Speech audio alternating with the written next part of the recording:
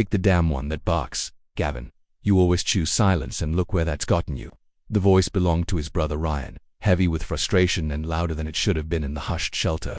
A pair of children feeding biscuits through the kennel bars paused mid. Gavin ignored him, his eyes fixed on the far end of the corridor. Not the row of puppies tumbling over each other in the first section, not the eager middle-aged Labradors with tongues lolling out in hope, but the very last cage, where a dark-coated dog sat stone still. It wasn't the stillness that unnerved him, it was the stare. Gavin's steps were slow, almost reluctant. Each cage he passed brought more noise, eager whimpers, bouncing tails, yaps that rose with anticipation. But the last dog made no sound. His body was lean and stiff, almost too still to be real. But his eyes tracked Gavin's every movement like a man watching a verdict approach. One eye was clouded with cataract, but the other sharp, amber, piercing, never blinked. He's too old, the shelter worker offered, as if apologizing for the dog's silence. That's Jonah. We've had him for almost a year. Barely makes a sound. Doesn't even eat near people. Some trauma. Maybe he came in with a broken jaw and an embedded collar. No chip, no backstory, just ... him. Gavin didn't respond. The dog hadn't moved, hadn't tilted his head or whimpered. But something shifted in Gavin's chest, low and uncomfortable, like an ache to long buried trying to breathe again. That stare wasn't asking, it wasn't begging like the others. It was recognizing. Ryan gave a dry laugh. You're not seriously considering that one. He looks like he's already given up.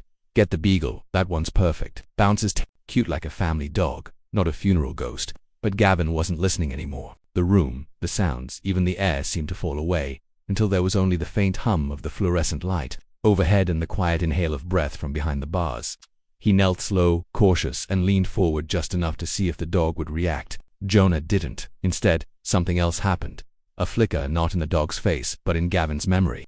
A cabin, a long dirt road, a hand reaching down toward a different dog, the way she had blinked up at him through the rain, ribs visible, muzzle trembling, that same quiet recognition, that same refusal to beg.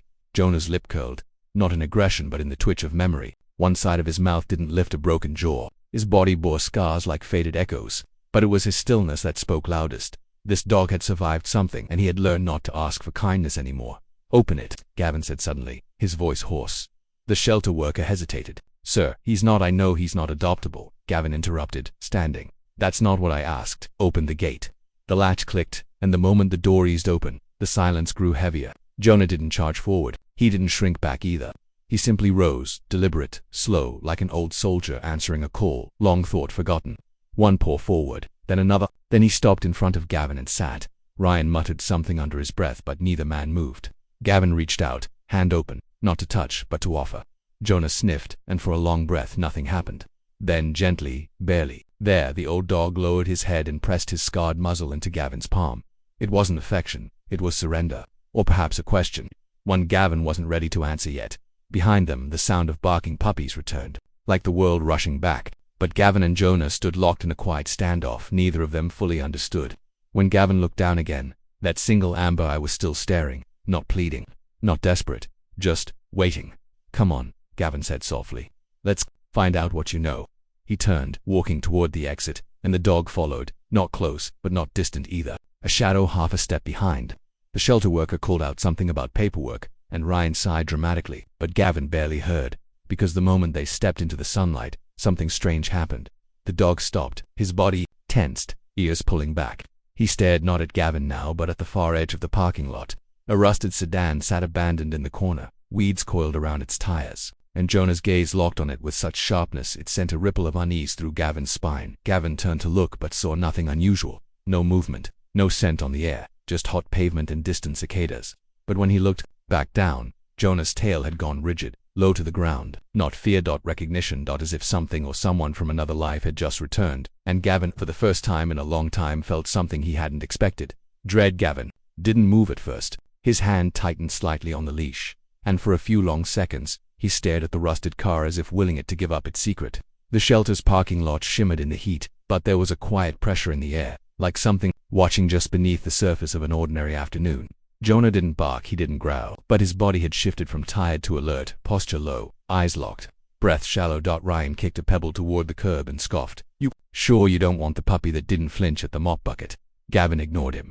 What's over there? Abandoned car, maybe stolen. The shelter worker answered from the doorway. Been sitting there since spring. No plates. Cops don't care unless it's blocking traffic. But Jonah's stare never left the car. Gavin gave the leash a light tug, but the dog didn't budge. It wasn't stubbornness, it was memory, the kind that roots itself deep in muscle and bone. Slowly, Gavin stepped closer to the sedan, the leash slackening behind him. Jonah followed, silent and steady, as if every inch mattered. The closer they got, the worse the air felt. It wasn't scent, not blood or decay, but something heavier. Like time had stopped moving for this corner of the lot. The windshield was dusted over, leaves trapped in the wipers, and the driver's side window sat cracked open just enough for a finger to slip through. Jonah pulled ahead now. Not fast, but purposeful. He walked around to the passenger side, stopped, and sat down rigid again. Waiting, not barking, not whimpering, just watching. Gavin bent slightly, peering through the grimy glass. Nothing, just empty seats and a torn floor mat. Then he saw it, tucked halfway under the seat, barely visible, a collar of frayed leather, faded name tag, a small rusted ring, snapped open, as if torn away from something stronger. Jonah made a sound then, not a bark, not a growl, just a low, wounded hum that didn't seem to come from his throat, but from somewhere deeper. It wasn't fear, it was grief. Ryan came closer, finally curious what the hell. The tag was twisted sideways, scratched, and dulled. Gavin reached for it through the cracked window with 2 fingers. When he touched the metal, Jonah let out a sudden exhale, sharp, like it hurt to remember. The name was barely legible, but it was there, Nina. Gavin turned the tag over. There was a phone number too long disconnected, he guessed, but that wasn't what made his breath catch. Below the number, scratched faintly by hand, "Please return to Jonah." His eyes flicked to the dog. Jonah hadn't moved, but there was something in his face now. Not demand, not sadness, just a question. As if he wanted to know whether Gavin could see it too, the missing piece. The thing torn from him and never brought back. She wasn't his owner, Gavin said aloud, voice low. He was hers. The silence that followed felt thick, like the shelter itself was holding its breath. Jonah stood suddenly and walked toward the car's rear wheel well. He sat again, staring now at the ground beneath the vehicle. Gavin crouched low, brushing aside a web of dry leaves and brittle weeds, revealing nothing at first. Then he noticed the faint marks, claw scrapes, small ones, too small for Jonah. A different dog, maybe a puppy. Desperate, frantic, trying to dig or hide. Ryan's voice had lost its edge. "You think the girl Nina left her dog here, or someone left her?" Gavin stood slowly. His mind was spinning now, piecing together what didn't make sense. Why an old dog with no chip had scars that spoke of human cruelty? Why he'd been found with a broken jaw, silent and withdrawn? Why he'd stared at Gavin like he'd been waiting? And now this collar, this name, this place. Jonah wasn't here by accident. "I'm not leaving him alone tonight," Gavin muttered. "We're not done." They drove in silence. Jonah curled in the back seat, but he didn't sleep. His eyes stayed open, fixed out the window, still scanning, like he was searching for someone who'd been gone too long. Gavin felt something shift inside him, a quiet heaviness he hadn't carried in years. Not guilt, not even sadness, just the ache of something unfinished. That night, as the moon rose over Gavin's apartment, Jonah stood in the hallway, still as stone, staring at the closed front door. And just before Gavin turned in for the night, he heard it. A soft, single bark. Not loud, not angry, just calling. Jonah didn't bark. He didn't growl. But the way he froze outside that rusted sedan was unmistakable. Gavin had seen animals freeze in the woods before during his years at the rescue unit, tracking runaways or recovering strays lost to time and trauma. But this was different. The old dog stood as if something inside him had suddenly risen from the grave. Gavin followed the line of his gaze, but again nothing. The car hadn't moved in years, judging by the weeds lacing through its tires and the faded sticker on the windshield that read December 2021. It was junkyard metal. Nothing more, and yet Jonah didn't blink. He stood rooted to the sidewalk, his body rigid, his head tilted slightly forward, as if listening to something that wasn't there. Gavin crouched beside him. "What is it, boy?" he asked, but even as the words left his mouth he knew this wasn't about a sound or a scent. This was memory. A gust of dry air passed over them, carrying a faint rust of soil and engine grease. Jonah stepped forward, then slow, unwilling, but stopped again when his paws touched the gravel edge of the parking lot. He made a low, breathy sound, not quite a whimper, more like hesitation in canine form. A deep, buried instinct warning him, not again. Gavin rose and reached for the leash clipped at his side, but something in him resisted pulling it tight. Whatever this dog had seen, whatever lived inside that rusted car, he needed to face it, or maybe Gavin needed to know what held Jonah hostage in his own skin. He didn't tug, he just waited. After several long seconds, Jonah walked forward to steps 3 on, stopped at the rear wheel. He didn't sniff. He simply lowered his body onto the pavement, slowly, painfully, and pressed his cheek to the gravel. Then, almost imperceptibly, he wagged his tail. Once it wasn't joy, it was recognition. A quiet chill crept up Gavin's spine. He stepped closer and noticed the faint outline of scratched letters on the car door, not paint-ditched, the kind of thing done with a knife or a key. The letters were faded and crooked, but still legible in the glare of the afternoon sun. Jock's steer white hit like a slow crack across Gavin's chest. He knelt beside the door, running his fingers over the rough grooves. Jonah had been Jock's, or maybe he had waited for someone named Jock's. Either way, it was a message meant to be returned to, a command carved in desperation or guilt. And somehow, Jonah had obeyed, but for how long? Gavin turned toward the shelter worker who had been watching from the doorway with arms folded, his expression unreadable. Did anyone ever come back for this dog? Gavin called out. The man shook his head. No one. He was found wandering near the old gas station about 12 miles out. Mangled jaw, wire embedded in his neck, probably dumped. Jonah shifted then. Slowly he lifted his head from the ground, eyes now locked on Gavin, not with that haunted stare from the cage, but something gentler. A flicker of something that hadn't yet died. Trust. Gavin stood, brushing grit from his jeans. The sun was slipping lower now, painting the parking lot in gold. He didn't know who had carved that name, or what had happened the day Jonah was left behind, but he knew that this dog had waited. Through pain, silence, and abandonment, he had waited. Ryan's car pulled up with a lazy honk, windows rolled down, music spilling out like arrogance. "You're not seriously still on this?" he called, voice amused. "You're treating him like a riddle. Just take the mutt home." But Gavin's attention didn't waver. He turned back toward Jonah and knelt one last time. "Not a mutt," he said quietly. "Not a riddle either." He remembers something no one else does. He scratched gently behind the old dog's ears. Jonah didn't flinch. "You didn't stay for nothing," Gavin whispered. Then something else changed. From across the lot, just past the line of hedges that separated the shelter from the roadside, a low sound echoed, a single cough, followed by the snap of a twig. Jonah's ears twitched. His body went tense again, but not in fear. It was alertness now. Expectation. Gavin stood up fast, shielding his eyes from the sunlight. There was someone beyond those hedges. A figure briefly visible stepped back, into shadow, too fast to identify, but not too fast for Jonah. The old dog had already begun to walk toward the fence, toward something or someone he wasn't supposed to see again. Gavin followed, not with certainty, but with the kind of dread that came when the past starts to breathe behind you again. Something was unraveling, and Jonah, somehow, already knew where it would lead. The house was too quiet for a place that had once held so much sound. Gavin hadn't planned on coming back. Not to this town, not to this driveway with the cracked edges where he used to run barefoot as a kid, and definitely not to this porch where a single wind chime still hung like a forgotten sentence in the air. He hadn't told Ryan he was coming here, hadn't told the shelter either. He just drove with Jonah in the back seat, silent and unmoving, like he always was. Like he knew where they were going before Gavin did. The old door creaked open with a breathy resistance, and dust rolled through the air in lazy spirals. Gavin stepped inside, holding the door long enough for Jonah to follow.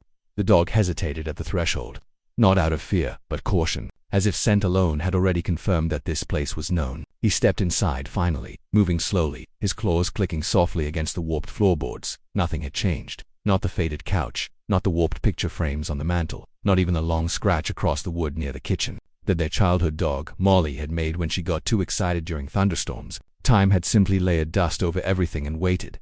Jonah stood in the center of the room, stiff as a shadow. His head slowly turned toward the hallway, the one that led to the back bedroom. Gavin saw it too. A strip of light spilled beneath the door at the end. That door had been shut for nearly a decade. "I haven't been here since Dad died," Gavin said quietly, as much to himself as to the dog. "Ryan had the locks changed, said it was better to leave it all behind." Jonah didn't move. His eyes stayed fixed on that hallway, his ears low, unreadable. Gavin felt it then, not fear exactly, but the sharp tension of something unspoken returning. He should have turned around, should have left and driven back to the city with Jonah, back to the shelter, back to safety. But he didn't. Instead, he walked down that hallway, passing walls still marked with old stickers and one forgotten nail where a toy sword once hung. Jonah followed, the way he always did, silent, patient. Close. When they reached the door, Gavin stopped. The air near it felt warmer, almost thick with memory.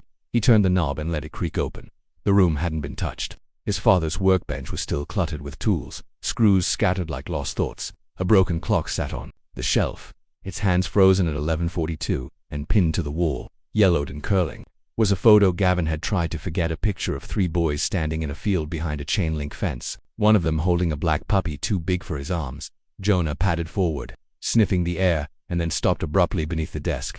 He lowered himself slowly, paws folding with strange precision, and laid his head on the floor. His body didn't twitch, he didn't curl. He waited the way animals do when they recognize something they can't explain.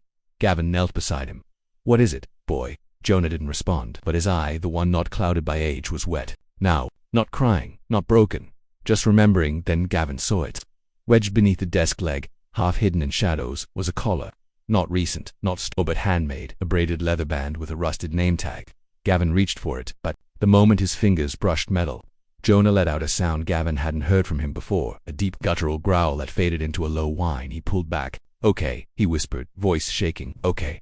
The tag read Shadow. The name hit like a stone to the chest. Shadow wasn't Jonah. Shadow was the dog they lost the summer before Gavin left for college, the one they never found, the one his father said ran off after the fence broke during the storm. But Shadow had a scar above his right eye. Jonah had the same. Shadow had one ear that folded strangely at the tip. Jonah did too, and Shadow had gone missing in 2012. Jonah had been rescued in 22, for it didn't make sense. Not by years, not by logic, not by the trail of records the shelter had on file. But the dog resting beside him now, weary, battered, waiting, wasn't some stranger with a new name. He was what was left of a memory buried under time and silence. Jonah, no. Shadow lifted his head and rested it against Gavin's knee, and in that moment, everything else fell away. The guilt, the distance, the reasons Gavin had given himself for leaving all of it unraveled in the stillness of that room. He had come looking for a puppy, but the one who found him had been waiting far longer than he ever imagined. From the hallway, the wind pushed against the door and let it close behind them. Gavin didn't flinch, but deep in his chest, something had shifted. Not broken, not healed, just remembered. The summer rain started quietly, the kind that barely made a sound at first, only soft taps against the window pane. Gavin sat on the floor beside the old workbench, the room dim and unchanged, while Shadow slept beside him with his muzzle still pressed against Gavin's knee. There was no more doubt now, not in the scar that matched the photo, not in the way the dog had laid down beneath the desk where their father used to sit, as if waiting for footsteps that would never come, and not in the way Gavin's own heartbeat slowed the longer they sat together. Like a part of him that had been clenched for years was finally beginning to exhale. He ran his fingers gently along the rusted name tag. The metal was cold, but the leather band beneath had gone soft with age, worn down by years of wear, of storms survived, of nights curled in some unknown place. Gavin didn't ask how it had all happened, where Shadow had been, what he had seen, how he had survived. The answers weren't owed. What mattered was this moment, this home, and the time they still had. Down the hall, the chime by the door stirred with the breeze, a low whisper of sound like someone humming just out of sight. Gavin stood slowly, careful not to wake Shadow, and moved through the hallway with a new stillness in his body. He passed the frame with the childhood drawing he once made for his mother, still clinging to the edge of the wall with yellowing tape. Every inch of this house held echoes, but for the first time, they didn't feel like ghosts. They felt like the roots of something unfinished, not haunting, but waiting. He stepped out onto the porch as the rain began to thicken, painting the driveway with ripples. The scent of wet earth rose in the air, sharp and clean. Across the gravel, the rusted sedan still sat in the weeds, forgotten and patient, much like everything else they'd left behind. Gavin's fingers curled around the edge of the doorframe. He had no idea what came next, whether he could rebuild here, whether he even wanted to. But Shadow had come home, and somehow, that made the future less unknown behind him. A soft shuffle of paws crossed the threshold. Gavin didn't turn, he didn't need to. He could hear the slight limp in Shadow's gait, the gentle rhythm of old joints, still willing to move for the sake of companionship. The dog came to stand beside him on the porch, just as he had all those years ago, watching the world like it still belonged to them both. "I should have looked for you," Gavin said softly, the words catching in his throat. Shadow didn't move, he didn't offer forgiveness, didn't press closer. He just stood, quiet and still, as the rain fell and the wind moved through the trees like an old song. And somehow, in that silence, Gavin felt the weight of it lift. Not gone, but no longer crushing. Ryan called later that night. Gavin let it ring once, twice, then answered. "I figured you ran off again," Ryan said. "I went to Dad's." Gavin replied, a pause, then a sigh. "You find what you were looking for?" Gavin glanced at Shadow, now curled in front of the fireplace, chest rising in slow, steady breaths. "No," he said. "I found what I forgot." They didn't speak for a while. Just the sound of the line open between them, like they were kids again, whispering across the hall at night. Finally Ryan's voice came low. "You bringing him back?" "I think he already is." And with that, Gavin hung up. The fire crackled softly. Outside the rain began to ease, leaving behind only the quiet breath of the trees and the smell of damp soil. Gavin walked over to the hearth and sat beside Shadow, not touching him, just near. The dog stirred, opened one amber eye, and watched him. No need for words, no need for more than this. A warm room, a familiar scent, and the comfort of finally being seen. In the morning, the wind would dry the rain off the windows, the dust would settle into the floorboards, and the house would breathe again. But for now, the old dog slept in beside him. So did the boy who had once left not knowing something loyal had waited for him, through time, silence, and pain, until he came home.